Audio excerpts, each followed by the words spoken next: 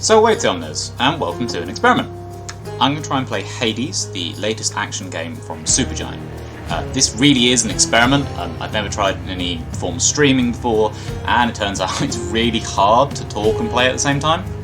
I'm hoping, however, you can learn some Greek mythology as we go through this, and probably have a laugh at your teacher failing to multitask as he gets hit whilst trying to talk.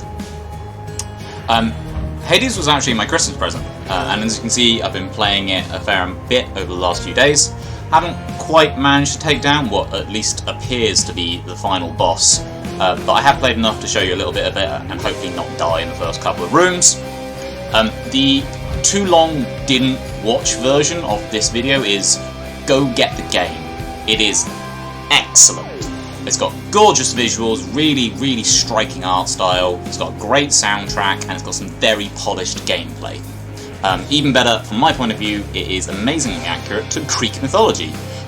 There's definitely some inventions in there, but it's far more accurate than any other modern media that I can think of in getting across the spirit and the general style of Greek mythology. So we are going to try a new save game.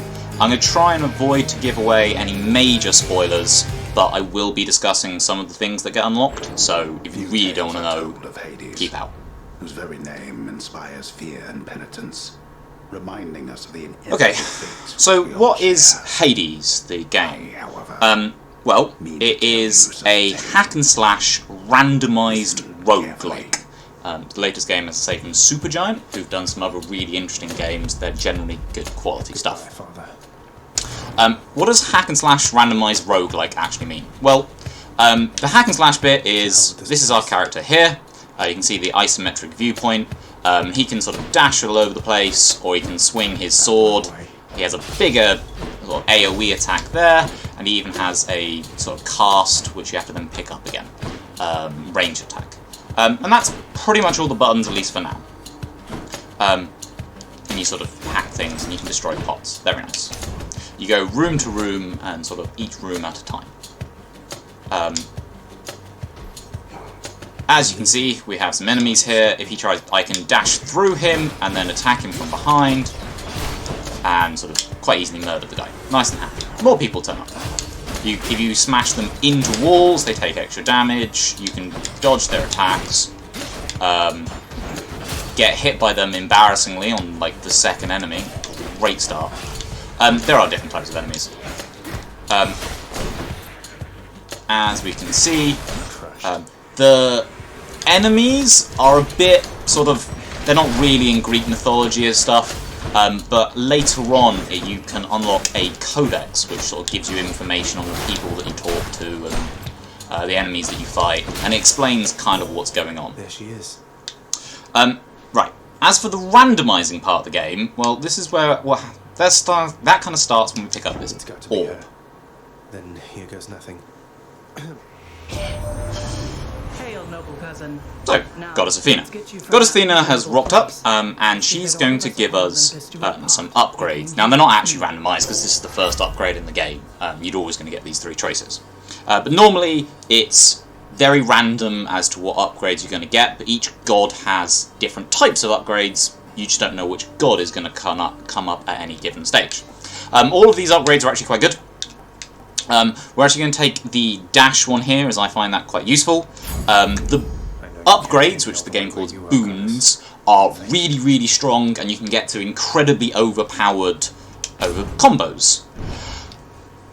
Until you die, which is the roguelike bit. A roguelike game means that when you die, you basically go back to the start, and you lose everything you had. Well, not quite everything. You can see the gold I'm picking up from dead enemies in the bottom right-hand corner. That gets lost. But this shard, timing, doesn't get lost. So I can use that to pay for some upgrades as we go. You can also see I get a choice between different rooms sometimes. So on the left, that symbol is gold, and on the right, well, we'll come to that in a second. You can't buy upgrades until you get to the end of the run. See, what I'm doing here, by the way, is because I picked up the deflect button, I can bounce those shots back into the enemies. There are also some traps, so if I walk over that, that's going to shoot. Lots and lots of different clever things. As I say, the gameplay's really, really polished. The dash and the attacks all feel really responsive, and when you get attacked, it is completely your fault, because you're a cretin. And I'm taking horrendous damage. There's lots and lots of different types of upgrades. So this one is what's called a pom of power, or pomegranate seed. We'll get to pomegranate seeds later, and you can use them to upgrade your abilities to the next level. Also, this is a very small note, but you can dash through objects that are physically there, which I think is a wonderful thing, and more games should have that kind of ability. Right, let's get on with this. So we can. I tried to get him to spike, he did not. Oh, there you go. Worked the second time. Yeah, if you attack pillars, for example, you can get the rocks to fall from the ceiling and crush people. They don't hurt you, which is very nice. I never use the cast ability as much. This guy here has got yellow health bar, which means that he's armoured and therefore doesn't get flinched when you hit him. So just another way of making some of the enemies a bit harder. You can see there I picked up a key, which is also useful for longer term things. That one's a shop, but we don't have any money, so we're going to go this way. Each exit has its own reward. As the man said, each exit had his own reward. So far, so good. Let's make that explode, let's make that explode, let's immediately get hit and nearly killed. Really good. I'm really... For someone who's played a fair amount of this game, I'm not doing well today, but we'll find out. You may not see this video if I die horribly here. I'm going to have to re-record it.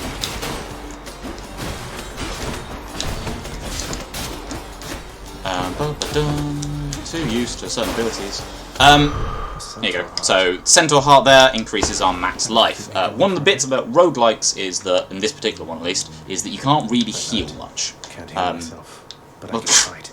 Thanks, Aggress. Yes, as the man said, you can't heal, but you can keep going. There are some times you can heal, but they're sort of few and far between, and often you need to spend money on getting the upgrade.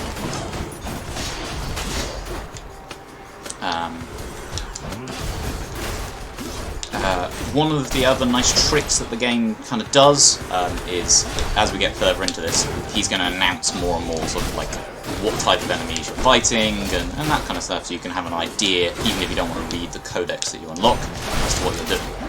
From memory, the chunky gentleman here is called a wretch, and the idea is they've sort of gone for a Dante's Inferno thing, where the sin that you suffered from in life makes a difference to what you're getting.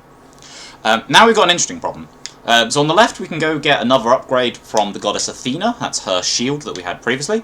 On the right is a different upgrade, which we are going to go for, but this little skull tells us that there's a boss fight, or a mini-boss fight this way, so hopefully I won't die.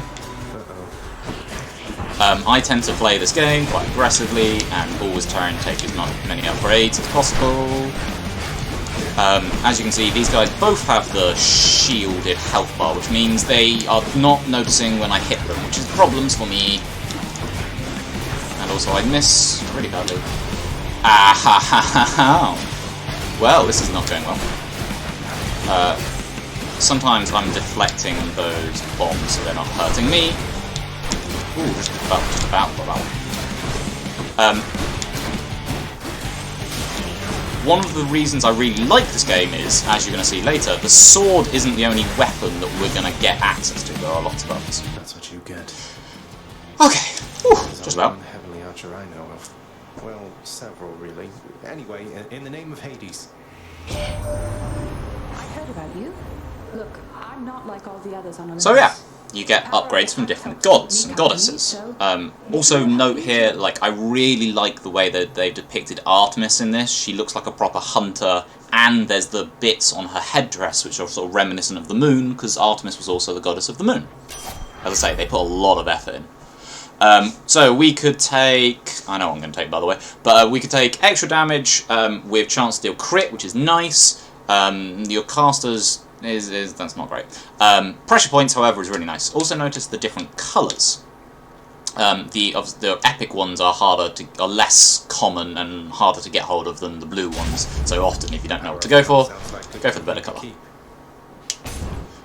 So this time now we just have a small chance to just do extra damage anytime we hit something. About double, I think it is. Ooh, if we're intelligent here, we can kill all these guys with traps.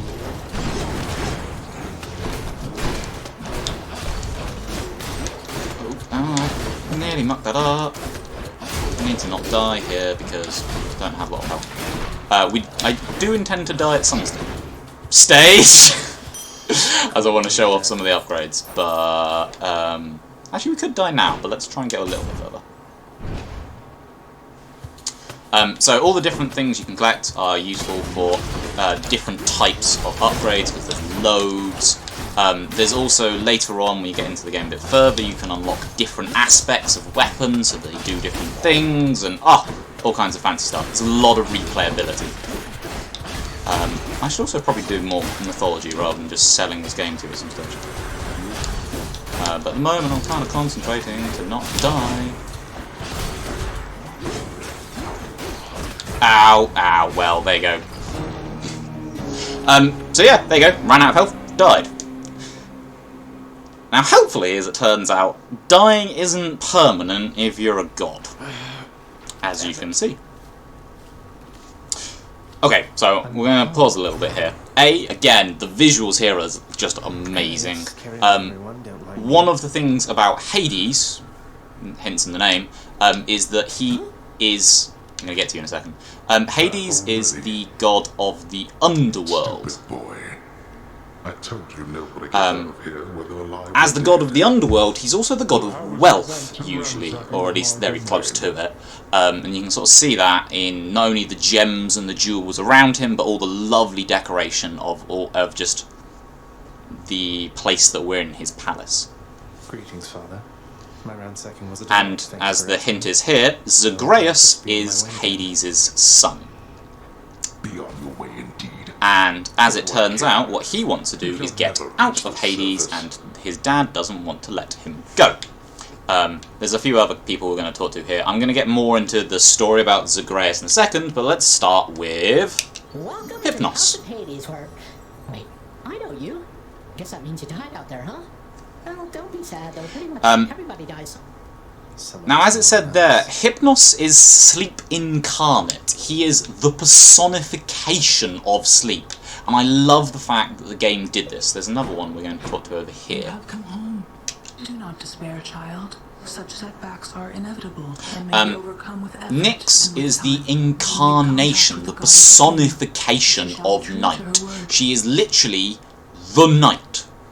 In the sense of when night comes across the day, that is her being everywhere where it is night. But she is also, as an incarnation, able to walk around and talk with people, such as me. I'm grateful that you put us Nyx, by the way, is in the Iliad. She actually has a little bit of a role to play in the Iliad. So while she's not a super common goddess, she's definitely around and quite an important one. She is not like the other Greek gods. She's not like Zeus or any of those. She's a lot older than most of they are. We also have over here Good to see you, lad. Achilles, Remember your training. who looks, I think, reasonable for Achilles. Should be a bit taller, although it's difficult to tell. But Achilles, as it turns out, has been training Zagreus here, hence why he's not bad with a sword and other weapons, as we're going to see. We also have my favourite character. Infernal watchdogs. Yes, this is Kerberos. By the way, for people who did not know this, Kerberos in Greek means spotted, so basically Hades named his dog Spot, and you can pet the doggy. Because this is a good game. I'm sorry he disturbed you, sir. Shh. It's a good game. There is more lovely artwork, and you can sort of go up and check out things, but I'll leave you to that to explain. And more things unlock over time as well. So this is sort of his room. Just an example of the kind of humour. Chambers of Prince Zagreus lie in a perpetual state of utter disarray. despite his lord and master of the house repeatedly. The game's got a sense of humour, as I say. And the narrator sort of, it's quite fourth wall in that the narrator talks and Zagreus can hear it and then reply to the narrator. It's quite fun. Night and darkness. Over here we have the sort of the upgrades. So you can see I can use the gems that I unlocked to upgrade in very useful ways. So we can have Shadow Presence, so we do damage from backstabbing, and heal per room, both of which are quite good. There's also some other useful things that I cannot afford yet, which is sadness. Right. I think the backstabbing doing extra damage, by the way, is really good game design. Okay. Because that means it's encouraging you to dash through your enemies and attack them from behind, and it gives you extra damage for doing that. Pink window there. This time we're going to unlock, just because we just have enough keys, a weapon, so we can see how the game plays differently. The Heart Seeker. Let's deal some. As you can see, the weapons are clever and interesting, but not necessarily like in the original mythology, although they're sort of referenced. These are meant to be the weapons used by the 3 sons and 3 daughters of Kronos in the Titanomachy, although that's not quite explained, but they are meant to be. So the sword was meant to be Poseidon, the spear was Hades, the shield was Zeus, the bow was Hera, and there's 2 more who I won't spoil. Nice place you got here, boyo. There's also a talking skeleton, who is a dummy to hit, Payroll, mate. because game's a bit odd. And it sort of tells you how you can do stuff. But let's get on with it. And then when you're ready, jump out the window. And go again. And usually it gives you an upgrade at the very start of the game. Is this really him? Okay. Greetings there, young man. Look, your father. I also really quite like their depiction of Zeus. Like the little artwork of thunderbolts on his bracer, and even like his beard looking like clouds because he's the god of heaven. It's very clever. Zeus's attacks are awesome. To be honest, he's one of my favourite gods to get. They're all really good. We're gonna get Thunder Dash because that's amazingly good. But the others are all also really good. Oh, we have fun enemies. So now we have a bow, which means I can just stab people at a distance, which is excellent. If I time it right, it does extra damage. There you go. Obviously the bow has disadvantages. Again, you can like investigate things, but let's go.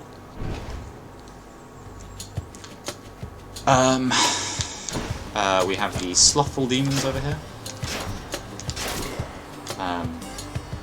And each room usually has a few enemies, and then you kill them, and then...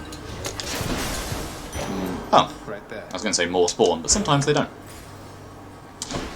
Right, since we've got a little bit into it, and I can see pomegranates starting to come up again, let's see if I can manage to explain Zagreus whilst also fighting and not ideally dying. The bow pierces, which is why it's one of my favourite weapons. So Zagreus is our protagonist, and he's meant to be, as I say, the son of Hades. Now, turns out he does actually exist in Greek mythology, but let's take this. So the big problem really is there is no version of like the Bible for Greek mythology. Greek mythology means a lot to a lot of different people over a very, very long time period. And the ancient Mycenaeans probably had a very different view about things in 1200 BC to Alexandrians in Egypt in 200 AD, nearly a century and a half, millennium and a half later. So there's lots and lots of different versions. Now you can say some things. So the Disney movie, as lovely as it is, having Heracles be the son of Hera is definitely not traditional in terms of mythology. But there are some things.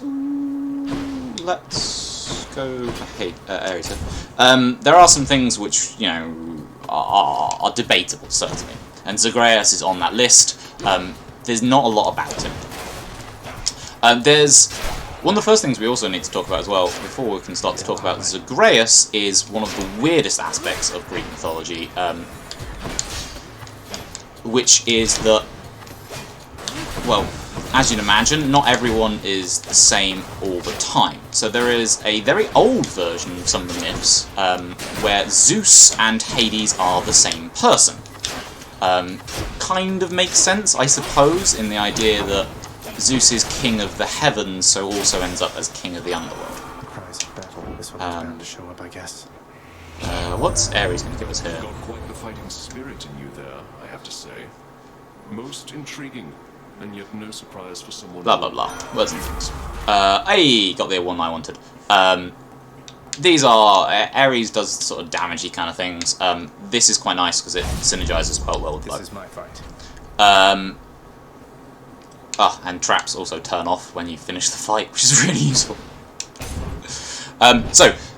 There is a version of this where Hades and Zeus are the same person, and it seems like the name for that version of Zeus was Zagreus. There's a version of some hymns where they're referring to Zagreus as highest of all the gods. Oh, I forgot that there's a trap there. So we kind of ignore that, because obviously this is not this Zagreus. There is a version of the myth where Zagreus is an alternative version of Dionysus. Usually this is where his parents are Persephone and Zeus, which is creepy because, if you did not know this, Persephone is the child of Zeus with his sister Demeter, because, oh my god, Greek mythology is creepy. And lots and lots of incest and often rape. It's not happy. But there we are. As you can see, by the way, sometimes that effect just happens, and there was the doom that we got from Ares. Oh, that was really cool. So, sometimes, as I say, there is a version where Zagreus is basically a version of Dionysus. There's a really good book, really good video by Overly Sarcastic Productions on Dionysus, and explains where he came from, so if you're interested you can go watch that. And finally we get into the version these guys of Zagreus, which concentrating. This game seems to be using, which is where Zagreus is, spoilers by the way, quite large spoilers, Zagreus is the son of Hades and Persephone. Now, anyone who knows anything about Greek mythology can probably tell you that that relationship is slightly difficult, because, well, Persephone was the daughter of... Oh, that's really good. I really want that. But we're going to take that, because it's also really nice. So, Persephone was the daughter of Demeter, and when she was a young, unmarried girl, goddess, age is a slightly harder thing to with Greek mythology, she was spotted by Hades down in the underworld. And Hades decided that basically she was gorgeous, and therefore he wanted to marry her. He basically just kidnaps her. Straight up, just rides up his chariot and kidnaps the girl. Because, as I say, Greek mythology is creepy and weird and horrible, but also interesting, so, you know. Now you know.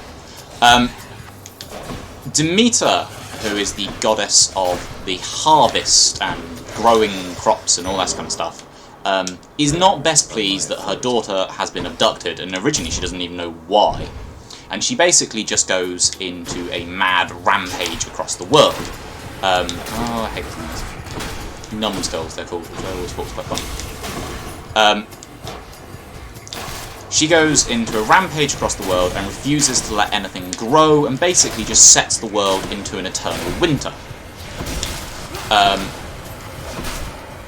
She continues like this until she basically finds out who took her daughter through the help of the sun god, who isn't okay with the world freezing to death. And she then goes to Zeus and basically says, I'm going to continue to rampage until you give me what I want, i.e. my daughter back. By the way, we're going to have to survive 45 seconds here, so you're going to get me talking less, because I'm going to be really quite frantically paying attention to getting killed. But aside from that problem... concentrating. So far so good. Demeter has arranged to get her daughter back, but there's a catch. And the catch is, if Persephone has eaten anything when she was in the underworld, she has to stay. I'm not sure why this was the deal, but this was the deal. As it turns out, when she was down there, Persephone ate 6 pomegranate seeds. I'm not entirely sure why pomegranate seeds. They are sort of associated with death and darkness in Greek mythology, but I think more or less only because of this myth. Let's see what's in here. Nothing. Where was I? Oh yes, pomegranates. So she ate 6 pomegranate seeds, and therefore she had to stay in the underworld for 6 months of the year. When she's down there, Demeter is obviously very sad and basically doesn't allow or doesn't help things grow, and therefore basically this is where we get winter from according to Greek mythology. It's what's called an aetiological myth, where aetia is Greek for cause or origin. Now, why do I mention this? Well, A, it kind of explains why the pomegranates are your upgrades in this game, and B, again, spoilers, the game has a plot. It has actually quite a good plot, and I was quite surprised at that, because roguelike games like this usually have a very bare bones plot. If you've ever played Binding of Isaac, which is very similar in a lot of ways, that really doesn't have a lot of plot, whereas this does. It's got a lot of really good voice acting as well. We're going to see a little bit of plot here as well. Well, this is awkward. Zagreus. So this is one of the Furies. The Furies, or the Erenyes, which means the kindly ones. Well, it's one of their names anyway. Were servants of the underworld who usually existed to go torment people who'd really done something wrong. As you can see, they also get given jobs by the gods occasionally. Again, the design is really nice. They were traditionally using whips in Greek mythology. I'm not sure why she's got one wing. That's a little bit odd. Obviously, we're going to start a boss fight here, so let's not die. That's the plan. So yeah, it's actually got a plot. It's quite a good plot. It's had a surprising amount of voice dialogue. I keep expecting to get repeats, and that hasn't happened yet. And I've been playing for a little while so far. As I said, I think it's on 19 or 20 escape attempts. Also, if you could stop doing that, that'd be great, honey. Because she's trying to kill me currently. Oh, that's problems. Ow. Well, I wasn't gonna get for everything. Also, she's throwing Zards, which is really useful to kill. Problems. No, that's bad for me. And I really keep meaning to keep her attacked. There are different ways you can deal with bosses. You can get really quite interesting combos. So I had one in my very previous run. It was really quite a defensive build, and you sort of outlasted them, kept on having like passive damage going on, which worked very well until the third boss, who just promptly annihilated me. Slight problems there, but there we are. As I say, I really do recommend this game. It's got slight problems, but I also really enjoy it a lot, and I'm currently dying because I can't talk and play, and I merely missed that guy. If you could all die, please, that would be great. Thank you. Oh, first boss down. With very few upgrades is surprisingly difficult. I'd forgotten how hard the game was at the start. It's a nice cool pose you had there, Zagreus.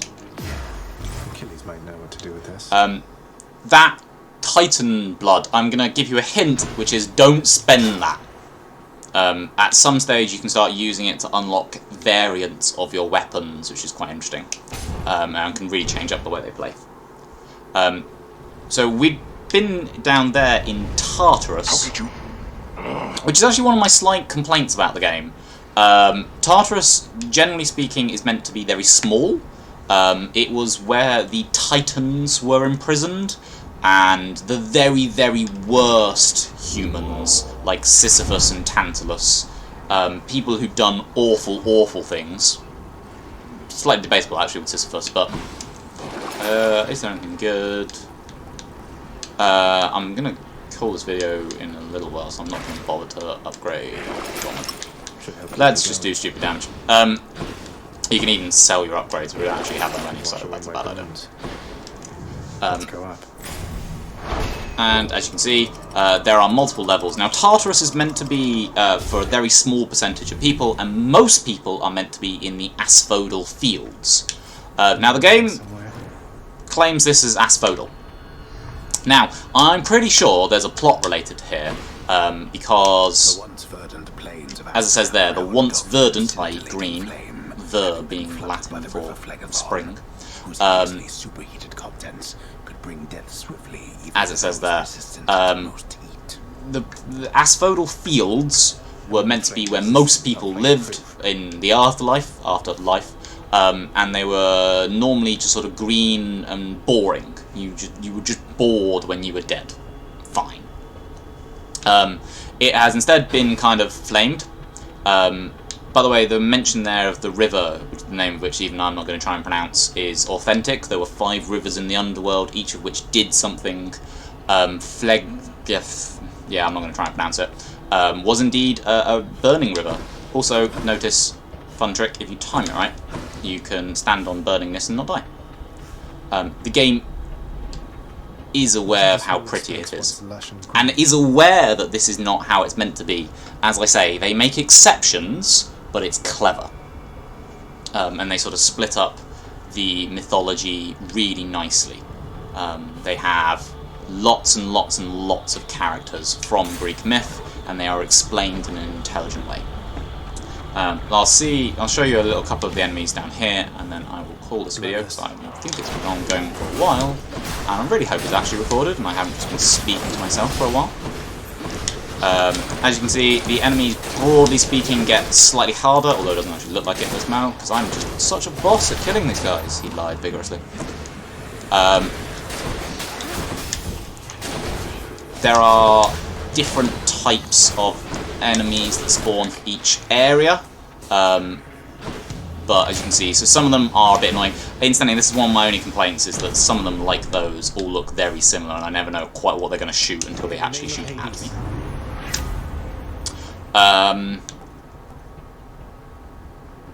Yeah, we're going to take that. So currently, you can actually look at all my upgrades. So I've currently got a very lightning heavy build, in that whenever I do that special spray of arrows, that's going to put lightning onto people. Whenever I dodge near them, they're going to get lightning bolted, and then anything that makes them lightning bolted means that they'll do lots of damage the next time they attack. And I've also got that Doom attack from Ares. Let's go show that on something nasty, and then I will call the video. As I say, one of the reasons I really love the game is the art style. I think the isometric view works. I think it's really pretty. The attention to detail is so awesome, it's staggeringly good. There's lots and lots of little bits of Greek mythology all over the place. You may have seen like the spirals all over things. That's authentic Greek mythology. It's what's called a meandros. Turns up in tons and tons of mosaics. Obviously the skulls are a bit grim, but again, it's not a thing that doesn't turn up in Greek mosaics. And like, you know, the background up here of just this random mausoleum with the crying skeletons is really nice. Attacks are super well sort of highlighted. You can see something coming, and enemies stand out, except for the only ones who don't, because they're meant not to, and that's pretty annoying. Sometimes the screen does get a bit busy and you can get attacked, but like that's because the game's not meant to be easy. Although there is... Ow, wow, pretty poor. You can unlock like extra dashes and stuff later, which really helps. There's also, if you're really struggling, a God mode, which I haven't tried, but apparently just makes you just not die, basically, if you just want to power through the story. Oh, go on, let's take one last upgrade and then call it, because I really enjoy this game, in case you haven't noticed, and just keep wanting to play it. It would be a definite recommendation. I think it's on for about 20 quid on Steam, or wherever you get your games from.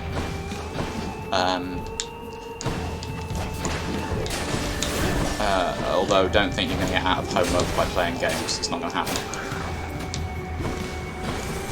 I was intending on kind of dying, and just sort of not. Okay, actually, let's die somewhat, and I'm going to show you a little bit. Because there really is not a lot of penalty for dying, although I had a nice build there, so some of you are probably looking in utter horror as I just did that, but... Okay, and despite the horror that I'm sure that some of you just felt like that, this is where I'm going to call the video. I thoroughly recommend this. It was a really excellent game, and you might even learn something from Greek mythology from it. However, despite what those of you watching the video may have thought, this definitely did not count as revision. So, if you have work to do or you have a test to revise for, go do it. Not sure whether the video helped or not, but I hope you enjoyed it. So, walete. Thanks very much.